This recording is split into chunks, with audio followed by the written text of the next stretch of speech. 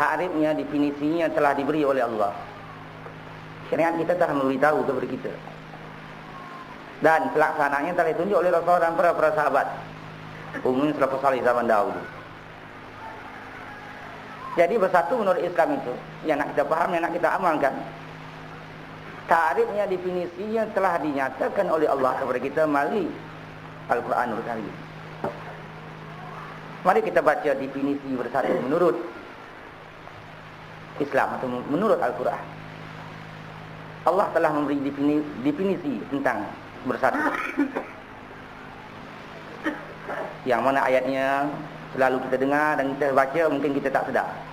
Kita baca lagi pada pagi ini. Bismillahirrahmanirrahim. Ya ayyuhalladzina amanu wa'tasimu bihablillahi jami'an wa la tafarraqu. Ya ayyuhalladzina amanu wa'tasimu bihablillahi jami'an wa la tafarraqu. Wahai mereka-mereka yang beriman, naklah kamu berpegang dengan tali Allah. Maksud tali Allah di sini dengan agama Islam, atau dengan kata-kata yang lain, dengan Al-Quran dan Sunnah, ijma' ulama' dan qiyas. Wala tafarraqu, jangan kamu pecah belah daripada tali Allah. Jangan kamu pecah belah daripada ajaran Islam. Jangan kamu pecah belah daripada Al-Quran dan Sunnah, ijma' ulama' dan qiyas.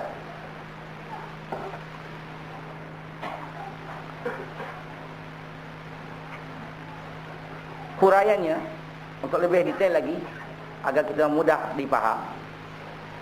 Bersatu menurut Islam sebagaimana yang Allah telah takrifkan dalam ayat yang saya telah bawa tadi. Bersatu itu artinya setiap hukum hakam yang Allah telah beri kepada kita, sama ada hukum wajib ke, hukum sunat ke, hukum haram ke, hukum makruh ke, hukum harus, hendaklah sama-sama kita yakini, sama-sama kita terima, dan sama-sama kita amalkan. Apa yang telah kalau satu perkara itu Allah telah tetapkan hukumnya wajib, semua umat Islam mesti menerima hukumnya wajib, dan semua umat Islam mesti melaksanakan. Mana satu perkara yang Allah telah tentukan hukumnya sunat, semua umat Islam mesti menerima hukumnya sunat, dan sejauh mana yang termungkin hendaklah kita laksanakan. Mana satu perkara itu Allah telah tentukan hukumnya haram, semua umat Islam yang ada kecuali mesti yakin perkara itu adalah hukumnya haram, dan semua sekali umat Islam dengan sungguh-sungguh meninggalkan yang haram. Mana satu perkara yang Allah telah tetapkan hukumnya makruh, semua umat Islam mesti menerima memang hukumnya makruh, dan semua sekali umat Islam sejauh mana yang terlarang mungkin hendaklah kita jauh dari perkara yang makruh. Mana satu perkara itu Allah telah tentukan hukumnya harus, semua sekali umat Islam jangan berkecuali hendaklah menerima dengan yakin, oh perkara itu adalah hukumnya harus. Kemudian di dalam tindakannya terpulanglah pada masing-masing diri.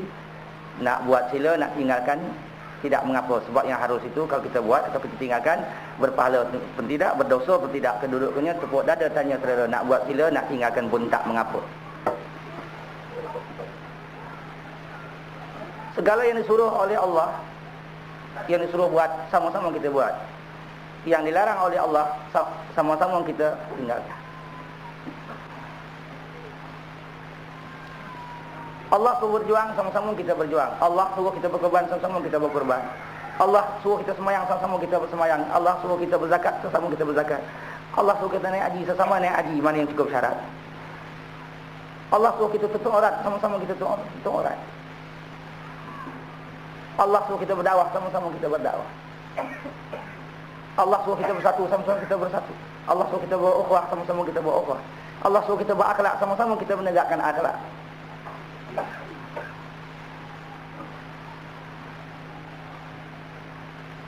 Ini yang dikatakan bersatu menurut Islam.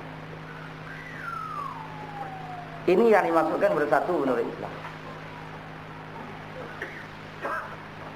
Jadi kalau begitulah yang dimaksudkan bersatu menurut Islam. Kalau semua umat Islam faham, yakin, kemudian menjadi amalannya,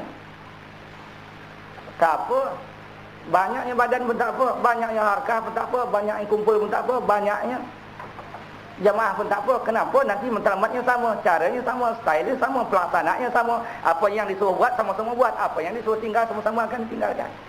Jadi bentuknya sama, walaupun masing-masing ada harakah, masing-masing ada taifah, masing-masing ada jamaah, tapi nanti bentuknya sama. Tetapi kalau berada dalam satu persatuan sekalipun, dalam satu jamaah, katalah jamaah Arkam ini, yang kita anggap semua anggota Darul Arkam ini berada dalam Darul Arkam ini, artinya sudah bersatu, tidak. Kalau penerimaan hukum Allah tak sama, mengamalkan hukum Allah tak sama, menerima yang wajib tak sama, menerima yang haram tak sama, menerima yang harus tak sama, menerima yang makruh tak sama, menerima yang sunat tak sama, berkorban tak sama, itu bukan satu namanya. Ada yang sembahyang, ada yang tak sembahyang, ada yang menutup aurat, ada yang tidak menutup aurat, ada yang mau berkorban, ada yang tak mau berkorban, ada yang bersemangat, ada yang tidak bersemangat, ada yang mau berjuang, ada yang tidak mau berjuang, tapi sama-sama berada dalam satu harakah, dalam satu jemaah. Ini bukan bersatu namanya, itu berhimpun, berkumpul namanya.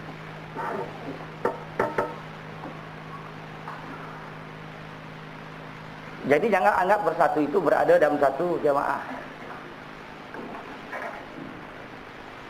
Bersatu dalam satu organisasi. Sebab ada orang mendapat demikian. Umat Islam ini mesti bersatu dalam satu organisasi. Itu berhimpun, berkumpul namanya. Apa ada artinya berada dalam satu organisasi? Ada yang tutup aurat, ada yang tak tutup aurat, ada yang terima riba, ada yang tak terima riba, ada yang telanjang, ada yang tak telanjang, ada yang berjuang, ada yang tidak, ada yang suka sembahyang, ada yang tak suka sembahyang, ada yang suka sembahyang jemaah, ada yang suka sembahyang sendiri. Itu bukan bersatu namanya.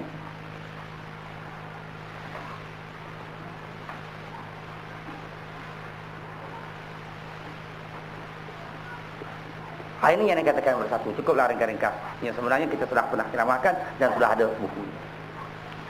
Kemudian yang nak saya tekankan lagi, ini penting sebab ini menjadi matlamat perjuangan kita. Iaitu kita memahami apa itu matlamat perjuangan Islam. Apa matlamat perjuangan Islam? Banyak kali kita sudah ceramahkan, sudah kita bukukan. Kita ulang lagi pada pagi ini sebab ini penting. Sebab kita berjuang mesti tahu matlamat. Kita berjuang, kita mesti tahu ke arah mana kita nak pergi. Seperti itu setiap anggota Darul Arkam mesti memahami matlamat perjuangan Islam itu.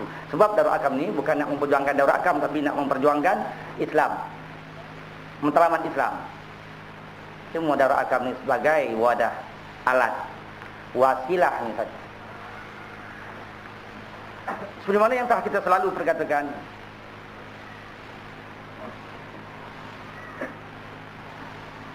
matlamat perjuangan Islam kalau mengikut hadis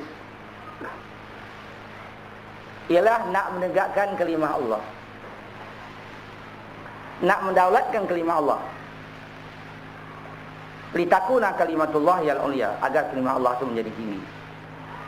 Jadi matlamat perjuangan umat Islam di harakah yang mana ke, dalam kumpulan mana, di mana dia berjuang, waktu bila dia berjuang tak kira. Matlamat yang nak ditegakkan ialah untuk menegakkan kalimah Allah. Matlamat perjuangan ini nak menegakkan kalimah Allah, nak mendaulatkan kalimah Allah, nak kita jadikan kalimah Allah itu kalimah yang paling tinggi mengatasi seluruh kalimah-kalimah yang ada di atas muka bumi Tuhan ini. Tentulah kita belum paham lagi apa maksud kalimah Allah. Kalimah Allah itu ialah tafsirnya ahkamullah, hukum-hukum Allah. Berjuang menegakkan hukum-hukum Allah artinya. Berjuang menegakkan kalimah Allah artinya berjuang menegakkan hukum-hukum Allah dalam hidup. Bila dimasukkan ahkamullah itu ialah dengan ahkamullah. Bila kita katakan kalimah Allah itu maksudnya ahkamullah, mudahlah kita dah belajar di dalam pengajian-pengajian kita. Hukum-hukum Allah hanya ada 5 saja. Tadi saya dah sebut. Hukum Allah hanya ada 5. Hukum wajib, hukum sunat, hukum haram, hukum makruh, hukum harus. Jadi kita berjuang nak menegakkan hukum yang 5 ini supaya kita dapat dawatkan di dalam semua aspek kehidupan kita. Yang mana yang fardu dan yang sunatnya, yang wajib dan sunatnya nak kita tegakkan, yang haram dan yang makruh nak kita hindarkan, yang harus terpulang.